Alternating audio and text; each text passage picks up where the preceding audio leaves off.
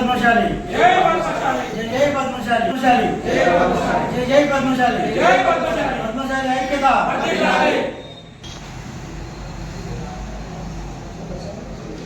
జై పద్మశాలి జై పద్మశాలి జై పద్మశాలి జై పద్మశాలి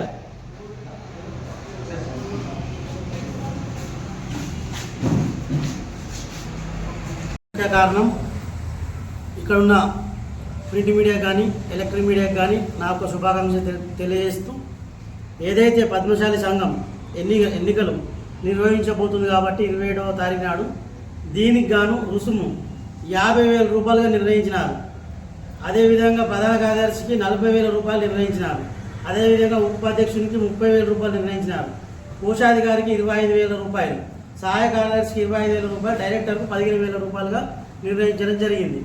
దీన్ని మేము పూర్తి స్థాయిలో వ్యతిరేకిస్తున్నాము. ఇది పద్మశాలి కుల బాంధవులకు అందరి తరఫున మాట్లాడదలుచుకున్నది ఏంటంటే ఇది పేద ప్రజల కోసం పెట్టిన ఎలక్షన్స్ కాదు, ధనవంతుల కోసం పెట్టుకున్న ఎలక్షన్స్. ఇవి వాళ్ళే ఉండాలి, మళ్ళీ మేమే ఇంట్లో ఉండాలి, మేమే ఇది బయటకు రావద్దు. 10 ఏళ్ళ నుంచి ఏమైతే కుంభకోణం జరిగాయో పద్మశాలి సంఘంలో అవన్నీ బయటకు రాకుండా ఉండదాని కోసమే ఈ 50,000 రుసుమని పెట్టిరు వీళ్ళు. ఇది సరైన పద్ధతి కాదు. ప్రజల దగ్గర మీరు ఏదైతే దరఖాస్తులు ఆనాడు సభ్యత తీసుకున్న 200 రూపాయలు ఇలా ప్రతి పేద వ్యక్తి పోటీ చేసే విధంగా ఈ రుసుము ఉండాలి తప్పితే భారతదేశంలో ఎక్కడ లేవు ఇది 50,000 రూపాయలు. ఏ కుల సంఘాలలో లేవు. ఒక ఎంపీకి సుధంగా దాదాపుగా 25,000 రూపాయలు ఉంటాయి నామినేషన్. ఒక ఎమ్మెల్యేలకు 10,000 రూపాయలు ఉంటుంది. ఒక సర్పంచ్ పొడి అంటే కౌన్సిలర్ పొడి అంటే 2,500 రూపాయలు ఉంటుంది. కానీ ఈ పద్మశాలి సంఘంలో ఎక్కడ లేని రుసుము 50,000 పెట్టి ప్రజలను పేద ప్రజలు మాత్రం పోటీ చేయకుండా ధనవంతులే పోటీ చేయాలి తగ్గట్టుగా పెట్టుకున్నారు వీళ్ళు. వీళ్ళు ఇష్టారాజ్యంగా నలుగురే కూర్చొని డిసైడ్ చేసి పెట్టడానికి వీళ్ళెవరు? ప్రజలు ఉన్నారు, మొత్తం పద్మశాలి సంఘం ఉంది, ఇక్కడ వేల మంది ఉన్నారు. వాళ్ళకి అడగకుండా మీ ఇష్టారాజ్యంగా తీసుకుని డిసిజన్ మీకు ఎవరు ఇచ్చిన హక్కు? ఒకటే ప్రశ్నించదలుచుకున్నా. అధ్యక్షుల వారికి 5,000 రూపాయలుగా నామినేషన్గా దరఖాస్తు ఉండాలి. అదేవిధంగా ప్రధాన కార్యదర్శికి 3,000 రూపాయలు ఉండాలి.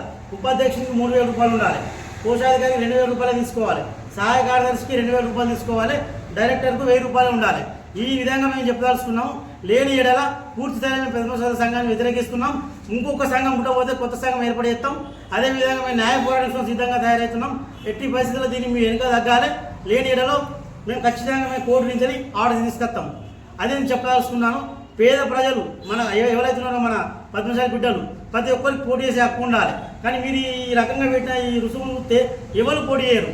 ఎందుకంటే మళ్ళీ మీరే ఉండరు. అలా ఈ రోజు జరిగిన 10 ఏళ్ళు జరిగిన కుంభకోణాలు బయటకు రావద్దంటే మళ్ళీ మీరే ఉండాలి. కాబట్టి ఈ రకంగా మీరు పెట్టినారు. మేము పూర్తి స్థాయిలో దీన్ని వ్యతిరేకిస్తున్నాం. సంఘం తరఫున కొత్త సంఘం ఏర్పడే సిద్ధం తయారవుతున్నాం. మేము ఇప్పటికైనా మీరు మీ పద్ధతి వైఖరి మార్చుకొని తగ్గించండి ఫీజులను అని చెప్పి విజ్ఞప్తి చేస్తున్నాం. మీ అందరినీ పద్మశాలి సంఘం పెద్దవాళ్ళను ఒకే విషయం నాకు చెప్పదలుచుకున్నాం. మీ ఇష్ట రాజ్యాంగ నలుగురే కూర్చొని డిసిజన్ తీసుకున్నందుకు మీ జాగిరి కాదు, మీ పదవులు అయిపోయినాయి. అందరూ నేనే డిసిజన్ తీసుకోవాలి. అదే నా డిమాండు. దీనికి నేను పూర్తి స్థాయిలో వ్యతిరేకత ఉన్నాం. అందుకే మేము నిరసన తెలుపుతున్నాం. దీనికి పద్మశాలి సంఘం తరఫున పూర్తి పట్టణ మహిళా సంఘం కానీ, యువజన సంఘం కానీ, పెద్ద సంఘం కానీ అందరి తరఫున నేను మాట్లాడదలుచుకున్నా. జై పద్మశాలి, జై మార్కండే.